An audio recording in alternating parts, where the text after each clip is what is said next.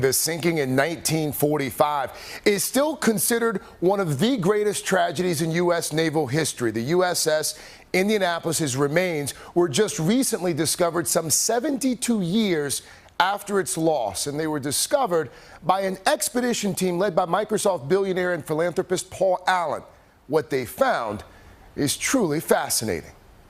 Oh, there you go. New images both haunting and revealing. That's an unbelievable amount of damage from that torpedo. Show the devastation caused by two Japanese torpedoes that hammered the USS Indianapolis on July 30th, 1945, while en route to the Philippines.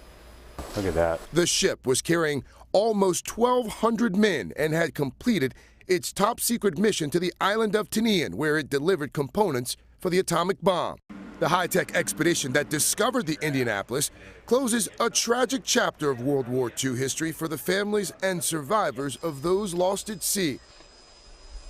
Ensign John Woolston remembers when the first torpedo hit. I left Damage Control Central at exactly midnight. 5 minutes afterwards, there was this rather huge boom. Within 12 minutes, the Indianapolis was fully submerged. I think it was pretty obvious that we'd had it. 300 men went down with the ship, and nearly 900 were thrust into the shark-infested waters of the Pacific. A lot of people who were seriously injured died, and almost all of them died in somebody's arms. Yeah. There were a couple in mine. More than 4 days later, help finally arrived. Only 316 of the 900 who abandoned ship survived long enough to be rescued. Now, our situation was no flotation gear, no food, no water. Woolston is one of only 19 remaining Indy survivors, and he reached out to expedition team leader Rob Kraft and asked to view the ship's remains.